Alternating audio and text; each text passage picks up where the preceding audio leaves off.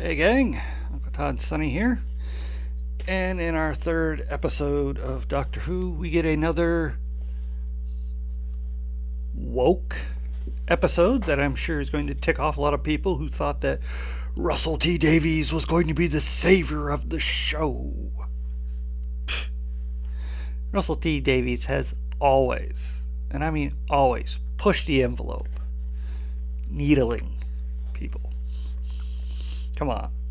Look back at Matt Smith, David Tennant, Christopher Eccleston. Don't tell me those weren't woke. Excuse me. Anyway, we open with a callback to Matt Smith. You see, there was an episode back during his run that introduced that in the future, the Vatican took over the military, the universe.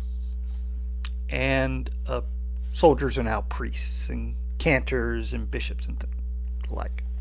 Anyway, we get two priests out. One is injured in his eyes, and the other steps on a mine and gets compressed. An ambulance comes up to the other one. It says he is too injured to continue, and so it destroys him basically. But it does give him its thoughts and prayers. Isn't that nice? Anyways, the doctor has heard a scream when this happens, and he rushes out of the TARDIS and steps on the same mine that obliterated the previous soldier. And Ruby comes to him, and he is balanced on one foot to keep the mine from setting off. Now, she describes the mine to him, and he recognizes its manufacturer. And in searching for something to help him counterbalance, she finds this odd piece of wood that she gives him. And it's not wood. It's the compressed body of the soldier the ambulance killed. And it contains a message to its loved ones, which is seen by the man's daughter who had come looking for him. Also arriving is soldier Mundy. And she apologizes to the doctor, says he is unfortunately going to perish because there's no way to get off the mine. And at this point, an ambulance arrives. And no, wait a minute. Before that, the doctor explains to Monday she should examine him because he realized that the mine actually powers the victim to be the explosion. But he's not human. He's of a more cosmic variety, and when she does a scan of him, she realizes if he goes off, about half the planet's going to be obliterated, especially all of them. She explains that they've been fighting this war with, what are they called again? The Castarians, but they've never seen them. Now, again, the ambulance shows up and it apologizes, gives thoughts and prayers, and is getting ready to crush the doctor. Now, they need a distraction to stop this from happening, otherwise everybody gets obliterated. And the doctor tells Ruby and Monday, one of them will have, they'll have to injure Monday to get the ambulance away, but not fatally. That's very important. So, Ruby is preparing to shoot Monday when she gets shot by the arriving cantor, who thought she was going to kill Monday. Well, this really sets up things wrong, because now the ambulance is fixated on Ruby, who is fading, and she's getting ready to compress her. Now, the doctor explains, they've got to save Ruby. They've got to take the ambulance out. So the cantor tries it, and he gets zapped and killed.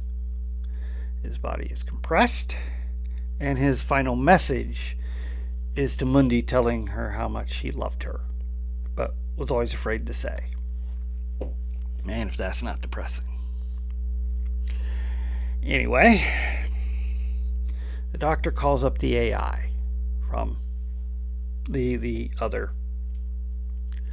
body and explains he can go into the ambulance and disconnect it.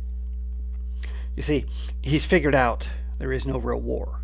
It's just the algorithm set up by the industrial war complex that sells all the weapons. The Anglicans have been fighting themselves, or more specifically, their own technology.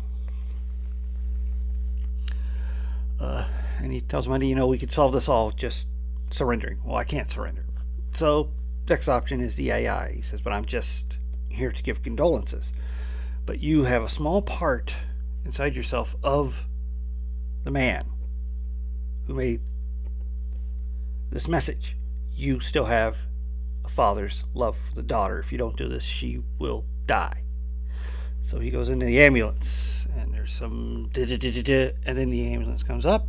They're surrounded by all the ambulances now because this is drawing all attention. And the ambulance says they had detected a foreign program and deleted it. Well, it looks like it's all over. The ambulances are getting ready to shoot everyone, and they deactivate. Turns out the AI was a little sneakier than they thought. And as the doctor says, never underestimate a parent's love. Well, with that, the doctor is able to step off the landmine and able to revive Ruby. And they say their goodbyes. The doctor mentioning he's in the mood for some fish fingers and custard. Another throwback to Matt Smith's era. And they then go back into the TARDIS. Although there's a funny bit where the doctor can't find his key. He forgot it when he ran out, and Ruby gives him hers to open the TARDIS, which I found very funny. Yeah, another good episode. It's an amazingly tense episode, considering the fact it is situated all in one place. They're in this little pit, basically, where the doctor stepped on the bomb. And a few pointed critiques of war and the industry that has come up and to supply war demands, and algorithms, because part of the point of this was that what they had thought was an original attack hadn't been an attack, but the algorithm just automatically logged it as an attack and set this whole thing in motion. See, even infallible computers aren't that infallible. And it kept things going because, for the company, money kept going in because they kept having to supply weapons. So yeah, I'm sure that'll tick off a lot of people too. And I like the fact that the doctor balanced on one foot, able to keep the mine from going off, because it's like you have to step on it and then shift your weight. And so he's got all his weight centered. And there's a couple of points where he's got to calm himself down because it's causing him to. One time, Ruby sings a song, and very musical this season. They like having songs. And I like the whole reveal that they've been fighting for nothing against no one. And that all the casualties have been from the ambulances and the technology, like the mines and the explosives and all that. Very, very nice. I like that twist because it's plausible and believable. And yeah, I'd buy that. I know some people would be like, "Oh, you're just an anti-war hippie," or whatever, but no, makes a lot of sense. Science fiction at its core has always been more of a critique of war and its meaninglessness.